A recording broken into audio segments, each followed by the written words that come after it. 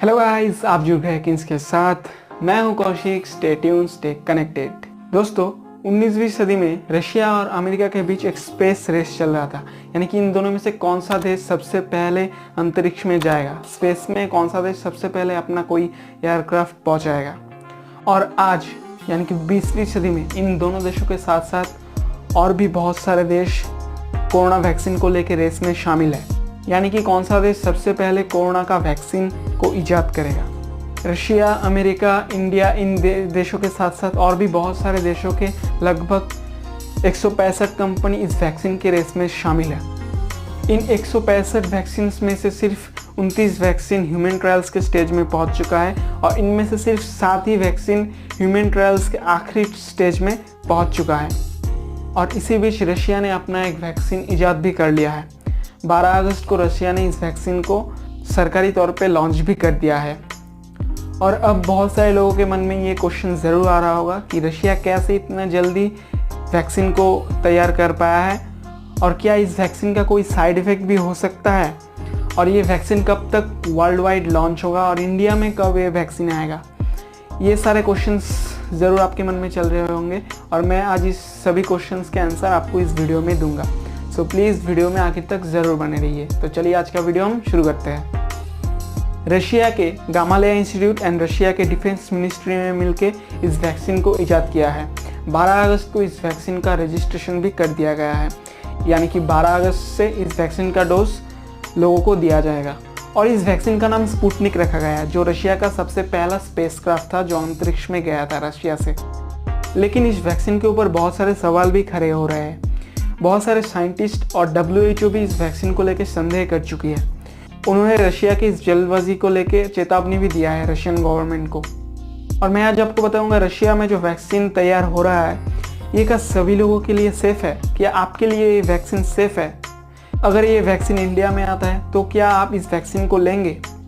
इसके साथ साथ मैं आज इस वैक्सीन के नेगेटिव दिक के बारे में यानी कि साइड इफ़ेक्ट्स एंड इस वैक्सीन के पॉजिटिविटी के बारे में भी आपको बताऊँगा।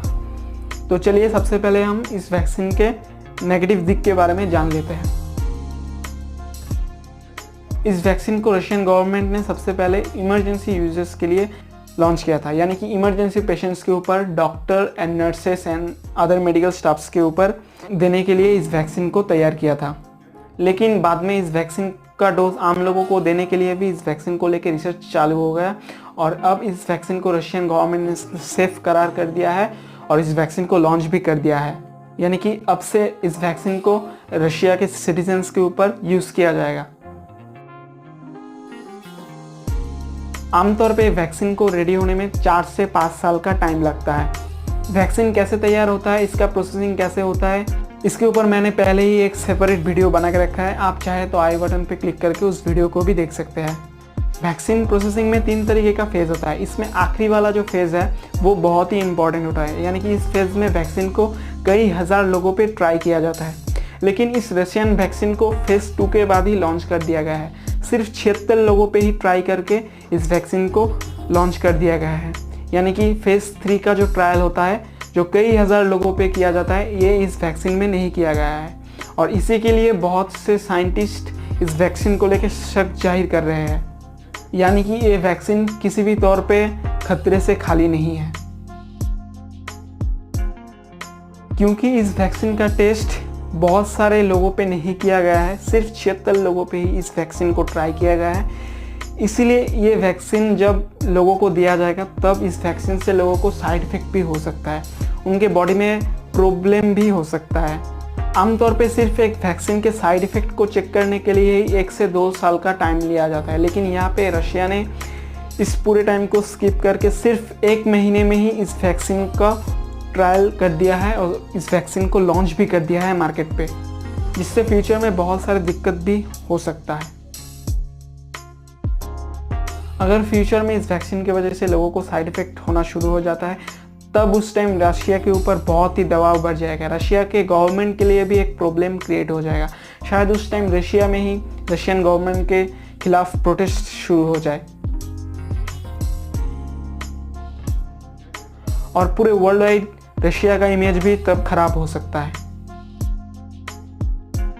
रशिया के ऊपर अब बहुत सारे कंपनीज और देश भी ये इल्ज़ाम लगा रहे हैं कि रशिया ने उनका डेटा हैक करके उनका वैक्सीन तैयार करने का प्रोसेस चुराया है, क्योंकि रशिया अचानक से बहुत ही जल्द वैक्सीन को तैयार करके उसको लॉन्च भी कर दिया है।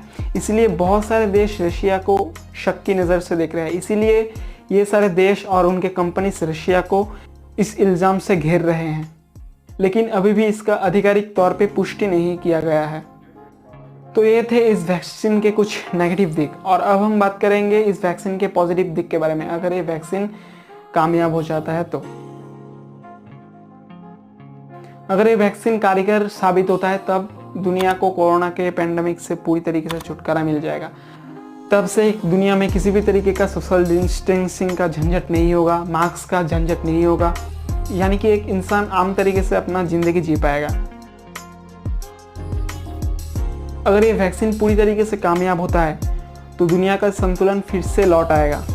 कोरोना की वजह से दुनिया में एक आर्थिक मंदी का दौर चल रहा है। बहुत सारे देशों का इकोनॉमिकल स्टेटस भी बहुत ही ख़राब हो चुका है, यानी कि उन देशों में आर्थिक मंदी चल रहा है, और इसको मजबूत करने का सिर्फ एक ही तरीका है, कोरोना का वैक्सीन आना।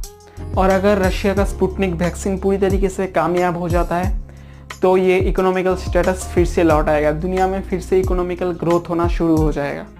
और अब आपके मन में एक क्वेश्चन ज़रूर आ रहा होगा कि अगर रशिया का ये वैक्सीन पूरी तरीके से कामयाब हो जाता है तो कब तक ये वैक्सीन आपके पास अवेलेबल होगा, यानी कि इंडिया में कब तक ये वैक्सीन लॉन्च होगा। तो मैं आपको बता देता हूँ कि इस वैक्सीन को सबसे पहले रशिया के doctors, nurses and other medical staffs को दिया जाएगा, और इसके बाद इस वैक्सीन को रशिया के सिटीजन्स को दिया जाएगा फ्री ऑफ कॉस्ट। और रशिया का ये दावा है कि अक्टूबर से ही वैक्सीन का बड़े पैमाने पर तैयारी शुरू हो जाएगा, यानी कि इस वैक्सीन का प्रोडक्शन बड़े पैमाने पर शुरू हो जाएगा। लेकिन पूरी दुनिया में और इंडिया में ये वैक्सीन कब तक आएगा, इसको लेके अभी भी किसी भी तरीके का क्लियर इन्फॉर्मेशन नहीं है, यानी कि आपको अभी भी कुछ और महीने इस वैक्सीन के लिए इंतज़ार करना पड़ेगा। लेकिन हम उम्मीद करते हैं कि जल्द से जल्द कोई कारगर वैक्सीन मार्केट पे लॉन्च हो, ताकि हमें इस कोरोना के पैंडमिक से छुटकारा मिल सके और हम फिर से अपनी पहली बारी ज़िंदगी जी सके। तो दोस्तों, इस वीडियो को मैं आज यहीं पे ख़त्म करूँगा। अगर आपको इस रशियन वैक्सीन से जुड़ा हुआ एनालिसिस पसंद आया then please like, comment and share करिए इस वीडियो को, और हाँ, वीडियो को सब्सक्राइब करना मत भूलिएगा और बेल आइकन को भी क्लिक कर दीजिए। जय हिंद दोस्तों।